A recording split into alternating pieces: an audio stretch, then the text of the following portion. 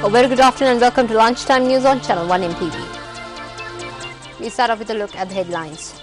Sri Lanka Police Inspectors Association lodges a complaint with the Speaker against Parliamentarian lte1507201101utu. Survey being carried out to increase train fares.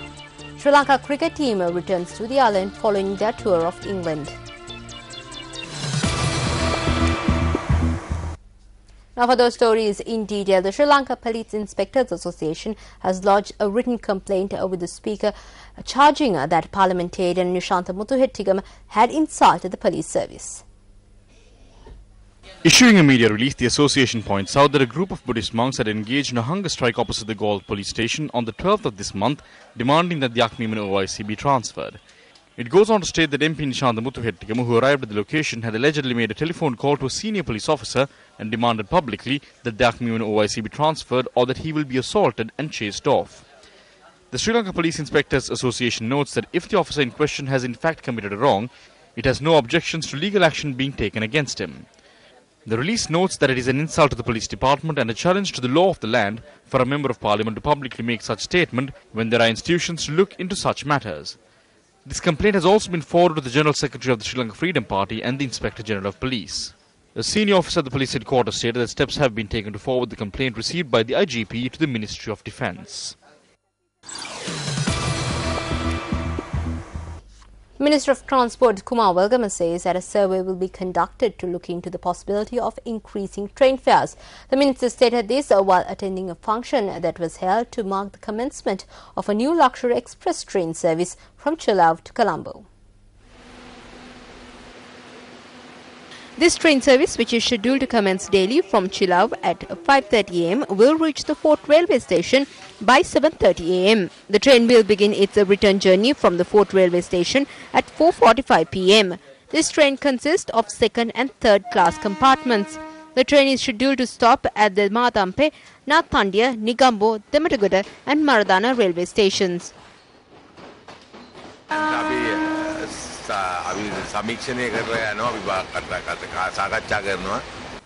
We are at present conducting a survey and holding discussions to come to a conclusion if we ought to increase the train fares, as we have to maintain this train.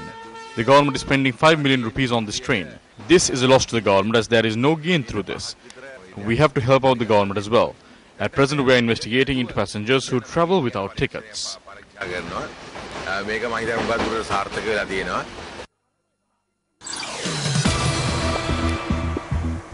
The Department of Registration of Persons has urged GCE ordinary level examination applicants who complete 16 years of age before the 30th of November to submit their applications for the National Identity Card soon.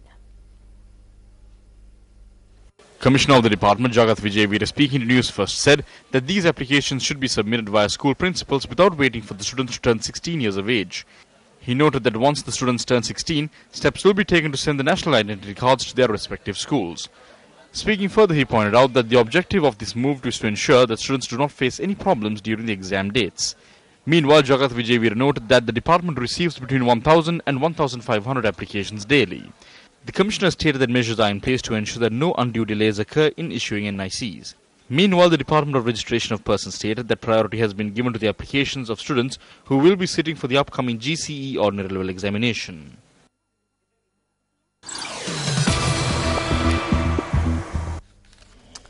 Minister of Construction, Engineering Services, Housing, Common Amenities, Vimal Veeransa points out that suitable persons should be appointed to local government institutions. He made this statement while addressing a public meeting in Arawalla, Pannipitiya yesterday.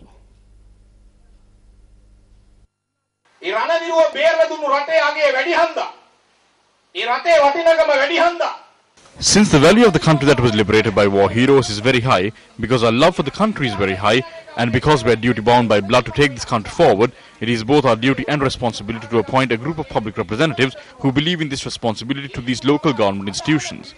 But if you carelessly appoint anyone who comes along without carefully considering them, there is no point complaining and making accusations when they steal public money.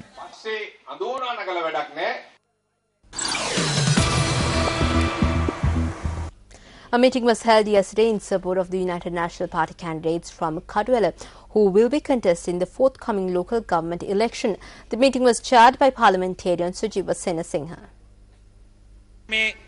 නගර සභාවට මිලියන 1500ක් වෙන ඔබතුමාලගේ මුදල් 1,500 million rupees will be set aside for this electorate and this municipal council.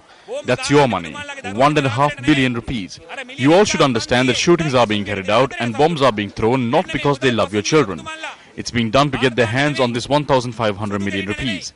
This purse is yours. It's not there to open bars, to gamble or to be wasted. It's not there for one family to become wealthy.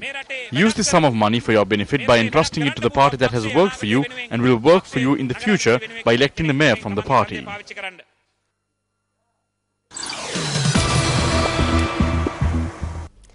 The Department of Agrarian Development plans on renovating 141 small tanks in the Anuradhapura district in line with the Datacural exhibition.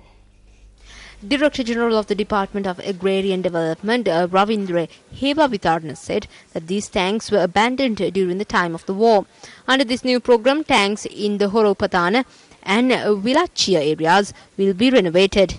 The Director General added that these tanks are not being used for cultivation purposes at present. Those who reside in close proximity to the Passara at Spitia road face numerous difficulties owing to the dilapidated state of the road. They charge that they are severely inconvenienced when carrying out their day-to-day activities. This 6-kilometer long road is used by residents of the Mausakolla, Bibilegama and Pahala Bibila areas to travel to the Badulla and Passara towns. They lament that due to the pathetic state of this road, even bus services do not operate regularly. The residents charge that in spite of the relevant officials being informed of this problem, they are yet to receive a solution. 6 buses operated on this road, but not even one runs along this road now. If it does, it will be just one journey. They won't come back again after that. There are no drains. Water just flows along the road.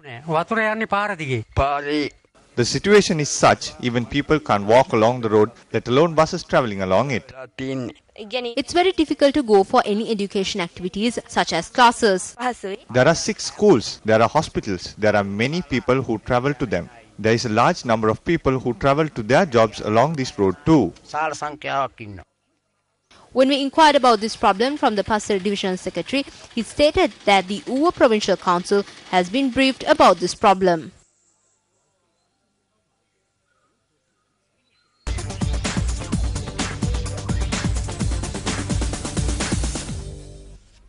In sports news this afternoon, the Sri Lanka cricket team returned to the island this morning after their tour of England. England won the 3-match Test series 1-0 where they beat Sri Lanka in the first Test in Cardiff, while the other 2 matches ended in draws. A solitary T20 game followed the Test series, which Sri Lanka won comfortably. In the 5 one-day international encounters that followed, England won 3, including the 5th and final decider, after the tally was locked down at 2-2 at the end of the 4th ODI.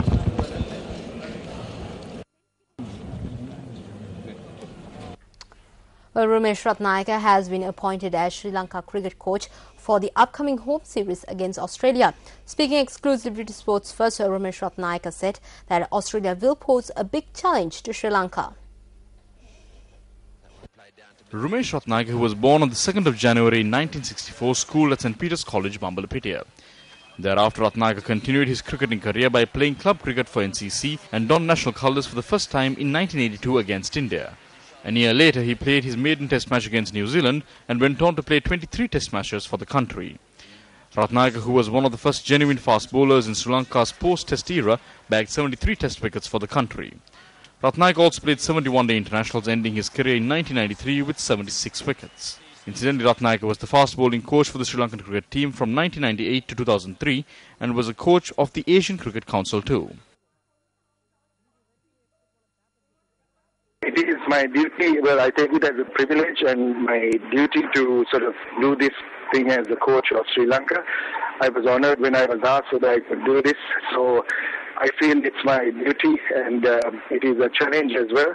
And Australia is going to be one of the biggest challenges.